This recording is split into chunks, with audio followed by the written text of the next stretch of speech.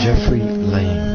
For those whom Islam has embraced, the greatest witness to God's unremitting, pursuing, sustaining, and guiding love is the Quran. Like a vast, magnificent ocean, it lures you deeper and deeper into its dazzling waves until you are swept into it. But instead of drowning in a sea of darkness as described above, you find yourself immersed in an ocean of divine light and mercy. Assalamu alaikum, peace be unto you. Welcome to the Deen Show. I'm your host Eddie. Special guest today is Dr. Lang, professor of mathematics, former atheist, author of 2 best-selling works, Struggling to Surrender and Even Angels Ask, and more. A Journey to Islam in America. Enjoy the show. The great Subhanallah Walhamdulillah. Thank you. How are you, sir? Good.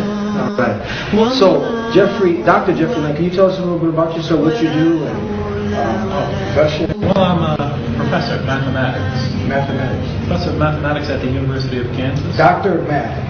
Yes. Yes. In Lawrence, Kansas. Okay, good. How long have you been doing this? Well, I've been a professor since I was 28, so that would be, 27.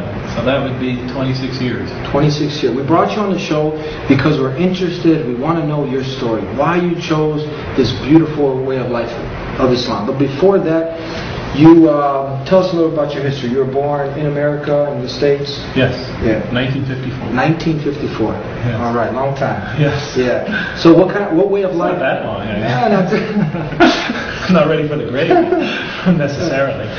No, you look quite young. Yeah. Okay. Actually, the first time I saw you, this was maybe like 5 years ago. Yeah, you don't look like you aged a day since. Oh, that's good. Well, let's hope it keeps on.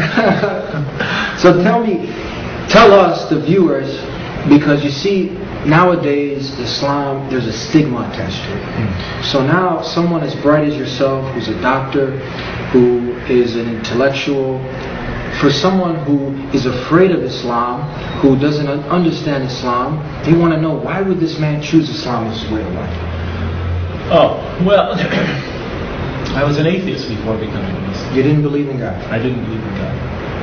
Were you born into a family of atheists? Or? No. I grew up in a Roman Catholic family. I went to Catholic school my entire life, from first grade to senior in high school.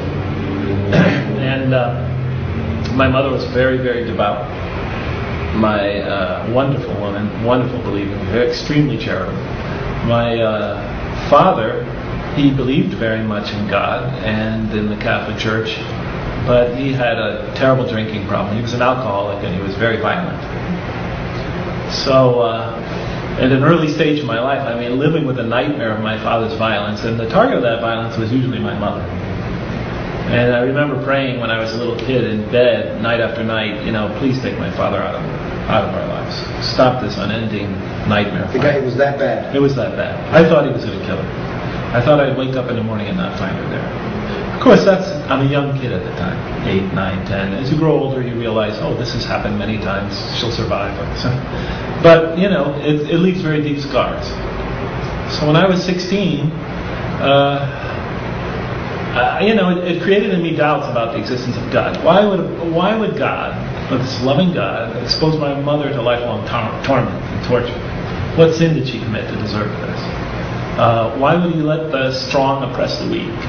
Why would he create us to experience such violence and suffering in this world? There's nothing wrong with wanting to know the answers to these questions. It's no, natural. Of course not. It is natural, especially when you're living with them daily.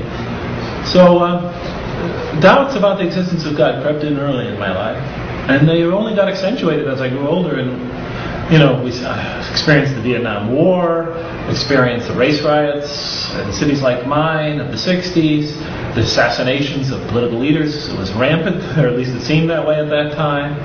Heroes like John F. Kennedy and Robert Kennedy and Martin Luther King get gunned down to be replaced by the most corrupt rulers that we thought. So, why would God make it this way? The question, which was rooted in my childhood experience, grew as I got older. So when I was 16, since I could never find really, even though I was in Catholic school all of my life, and this is nothing against the Catholics, even though I couldn't find coherent and cogent answers to those questions, 16, I became an atheist. You wanted to know why the weak were getting oppressed by the strong. You wanted to know why all this corruption, these in society, and you were looking for answers, and the way of life you were brought up to didn't answer these You have to remember, I'm going to Catholic school every day, and this is not against the Catholics, but I have many other things going on in my life. I'm exposed to religion every day. What about Christianity? I mean, we understand Christianity, Catholicism it has the same kind of creed that Jesus is God, He's the Son of God, He's 1 in 3. So what if someone says, well, you were in the wrong faith, why didn't you choose Christianity? Were you exposed to that at all? Yeah, well, I was a Christian at the time.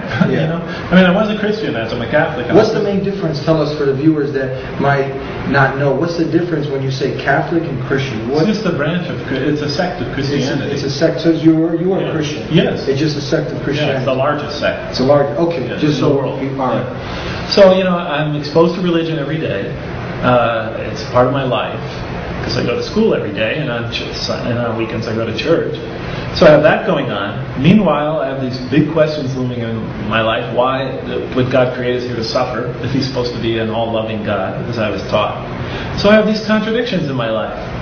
My mother, the most saintly woman I've ever known, is suffering this violence and abuse of my father. And sometimes us children also experienced it.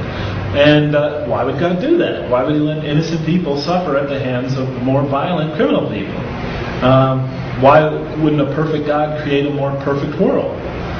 Where does evil come from? If everything comes from God, then evil comes from God, and so forth and so on. So, these questions grew, and as they grew and became bigger in my life, and they were big to begin with, I moved away from the church. Moved away from belief in God. I just couldn't reconcile it. This was at quite a young age, 16. 16. So now there is a gap in between 16 and when you came to Islam. What age was that? 28. 28. In between them, real short, what were you doing? What kind of life were you living? Well, I just went out and lived my life. Yeah. So I tried to live a good life. I thought that, I didn't think that religions were totally invalid in the sense that the values that they preach were bad. I thought the values that religions preach were good. I was a humanist. I believed that, a life becomes worth living, becomes more enjoyable, becomes more serene and peaceful the more you reach out to other people and help them. So, that part I took from religion. It was just the theology, the existence of a supreme being that made this world so chaotic. That part I could never accept. Now, we as Muslims, ones who surrender and to submit to the will of the Creator of the heavens and earth, we know at the end of the day that there's a light at the end of that tunnel. Through all the struggle and the hardship, there is hope at the end of the day. But how did you, as an atheist, one who didn't believe in God, was there hope at the end of the day? Was there light at the end of the tunnel when you would hit rock bottom? And did you ever hit rock bottom that you were like, who would you call out to? Who would you, when you're alone in your room, it's pitch black, or you just came from a hard day, the world's on top of you, you feel like it's going to crumble over you, who do you reach out to? Who did you reach out to? Well, I think I pretty much relied on myself. Yeah. Was that hard? Or you just got used to dealing with it, or? Well, yeah, I got used to, and I never really had to get used to dealing with it. Surprisingly, my life went pretty smooth after I became an atheist. Yeah. Yeah, I went away to college, got away from the family. I see. Was married, when I was around 21. The marriage didn't last, but it was a peaceful marriage. Yeah. It lasted a couple of years. I was very successful in school.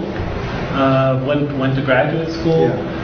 Did well there. So nothing really went badly, and but I assumed that if something did go badly, that was just one of the accidents of life.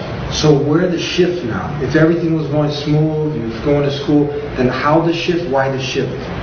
Oh, from being an atheist to